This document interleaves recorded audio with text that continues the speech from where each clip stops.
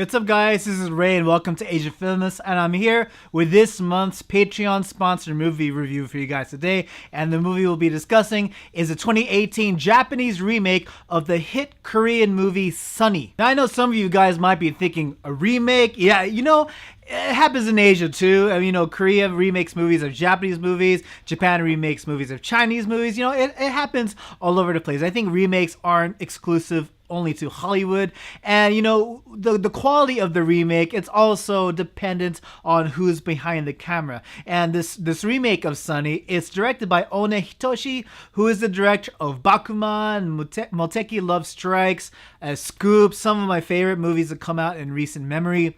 And so the right name is behind the camera in here. We also have a pretty talented cast, all led by Hirose Suzu and Shinohara Ryoko. And before we get into this review, let's just put it right on the table. I love the 2011 Korean movie Sunny.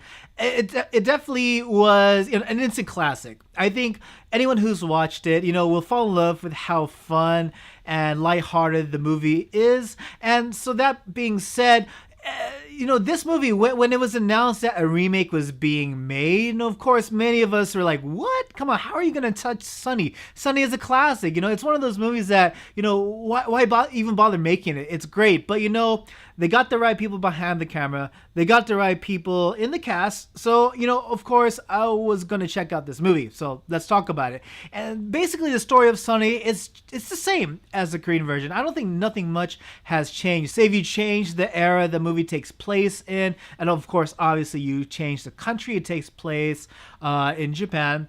Part of it takes place in the 90s when our lead characters are in high school, and the other part, it takes place in modern day, in modern times. And just like the Korean version, it's about these group of middle-aged women who decide to reunite when one of their core members has cancer.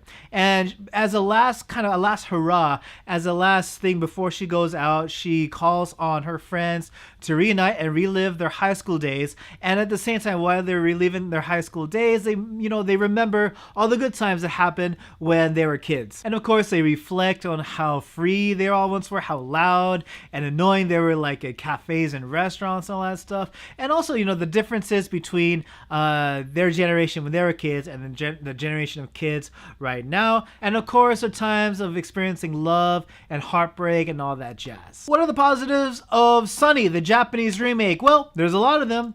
I can definitely tell you, long story short, I like this movie a lot. And I think mainly because it captures the spirit of the Korean movie, I'd say perfectly. I mean, you can definitely feel, if you watch enough Japanese cinema, you can definitely feel that this movie feels more Korean in that it's very lively, lots of energy, and lots of moments that, that kind of are much different than your typical teen coming-of-age Japanese story. And as I mentioned earlier, you replace all of everything that was Korean with Japanese pop culture, cultural nuances, and overall history. One of the core things that this movie uses to set its background during the 90s part is the popularity of J-pop star Amuro Namie. She's one of the legendary pop stars, definitely, in recent years to come out of Japan. And I like the way this movie chooses Amuro Namie as the core for when these kids are growing up. They use her fashion. She was a trendsetter when it came to fashion. She set the Kurogyao fashion, in which girls would tan their skin. They would wear big socks and mini skirts. And I think this you might see this fashion still remaining in young fashion nowadays, but it definitely started with Amuro Namie, and this movie captures that. And so Hirose Suzu, she plays the new girl in town. She transfers in from the countryside into big city Tokyo, and of course she goes into an all-girls school, and of course everyone is dressed like Amuro Namie. Everyone is taken up after her fashion, except for Hirose Suzu. She's dressed like a normal schoolgirl. So already from the beginning creates this entertaining dynamic between her and her peers. She's trying to fit in, she's trying to make friends, and you get this kind of fish out of water story from the get-go, and it's a whole lot of fun. And speaking of Amuro Namie, the music featured in Sunny, it takes you back. One of the main themes of Sunny in both the Korean and Japanese version is nostalgia, and this movie does it perfectly when it comes to the music. Not only does it feature Amuro Namie, but it also features music from the likes of Kubota Toshinobu, La La La Love Song, TRF, Judy and Mary, you gotta have those freckles, and Ozawa Kenji, and much more. And I didn't grow up in this era of J-pop music, but when I first started listening to J-pop, I definitely listened to the artists featured on the soundtrack, and it definitely took me back. And speaking of the music, the opening sequence and also the ending sequence, they were both huge dance numbers featuring a lot of girls dancing to music of that time. I think it was very well choreographed. It's very energetic, colorful, and definitely the opening sequence, it definitely set the tone for the type of movie you're going to experience. Although I gotta say that with the opening sequence, there was a girl that was crumping. I was like, I don't know if crumping actually made it to Japan during this time, but whatever, it was still entertaining nonetheless. But yes, this dance sequence and overall the presentation and the colors did a great job in making the 90s feel like they were 90s. And the nostalgia factor was definitely there, as I mentioned earlier, the fashion, and even moments when the girls are passing around and looking at and laughing at printed photos. Nowadays everyone just looks at their smartphones, but then back in the day we were passing around printed photos and laughing and having a good time. And small stuff like that this movie has in spades. And I felt for the most part the characters were very well cast, especially when you're comparing them to their Korean counterparts. I felt for the most part Hirose Suzu did a fine job at interpreting her version of Shim Yoon Kyung. And if you don't remember, Shim Yoon Kyung, she plays kind of like the awkward new girl who's trying to fit in, but she kind of looks like she's on the spectrum, or she kind of acts like it. But that's just one of her personality quirks. And I feel like Hirose Suzu, she did her best, in trying to capture that same type of character in this performance. And I say do her best. I think she did great. And you can tell she worked hard to recapture the kind of cute and awkward magic that made Shim Yoon Kyung's character quite memorable. But I gotta admit, Hirose Suzu, Shinohara, Ryoko, their characters and performances were great. But my favorite character has got to be Watanabe Naomi, the comedian who plays the kind of the heavyset girl. And just because I'm a huge fan of her, she's funny, she's hilarious, and I'm so happy she was in this movie. I hope you guys become fans of her because she has a charisma in spades. I absolutely love her. I know Lily Frankie is in here playing pretty much the same kind of character he would normally do. I think no matter what character Lily Frankie plays, he's just charming and just lovable all the same. And he doesn't disappoint in this movie. And speaking of other characters coming in, Mira Haruma is in here. I think he plays the cool former flame of the lead girl. And it's funny, I don't usually think Mira Haruma as a cool character, but he was damn cool in this movie. I thought he did a good job being the cool dude. So those are the positives. So now I gotta talk about the negatives. There are a few issues that I had with this movie, and one of them, this is not exactly negative, it's something more I'm on the fence about, but I understand this creative decision that they did, and it's that whenever they go into the 90s, whenever they go to telling a story arc from their childhood, they kind of do this weird just super lens flare. Like it's just super saturated, and it just blasts into your eyes. Every time there's a transition, you get blasted with all this lens flare. And I get it, the movie is called Sunny, so they want to put a lot of sunshine in your eyes.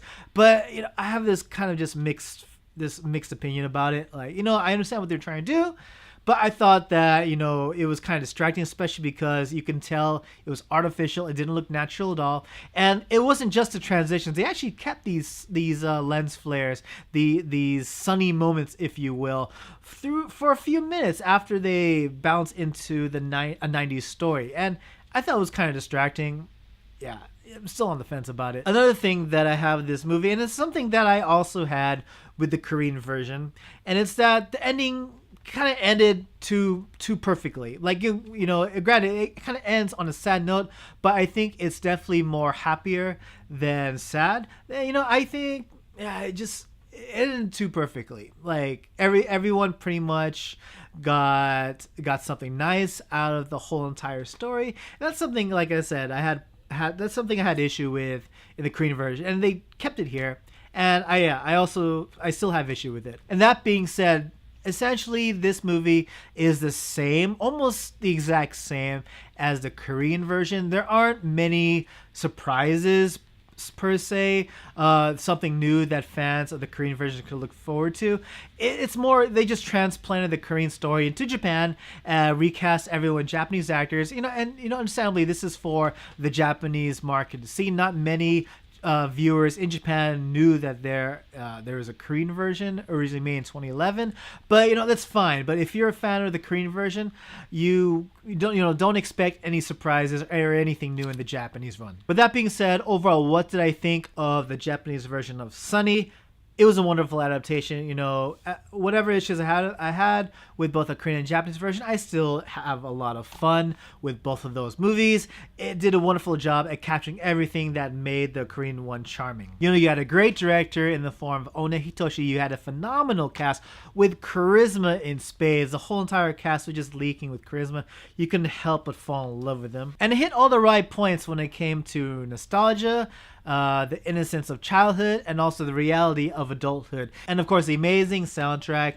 The pop culture references, even the lead character, Hirose Suzu, her older brother, he was obsessed with Neon Genesis Evangelion to the point where it was funny. He was prophesizing the end of the world. He's like, why do I have to go to work when I just want to be in my room with my anime, so don't bother me. It was hilarious. And to be honest, I kind of like the Japanese version a bit better than the Korean one. Like I said, there's not many changes. However, I'm just more familiar with the actresses featured in the Japanese version, as well as the music, the artists that were featured on the soundtrack. It all hit the right points with me. I was just more familiar with Japan. I'm not saying that overall the Japanese version was much better than the Korean version. I'm just saying that just from my background, I prefer the Japanese version just a bit better. But yes, those are my thoughts on the Japanese version of Sunny. What you guys think, or what kind of questions you guys have, let me know in the comment section below. Please like, share, and subscribe. Follow me on Facebook and Twitter. And by all means, please support Asian Filmists on Patreon. It definitely helps the channel a lot. And hey, did you know I started a Discord server for fans of Asian cinema? So you can all come together and chat about not only Asian cinema, but just movies in general. So hit me up in the comment section below, and I'll hit you back with the link so you can join our Discord server. And yeah, as always, everyone, thank you so much for watching, and hope to see you all again in the next video. Take it easy.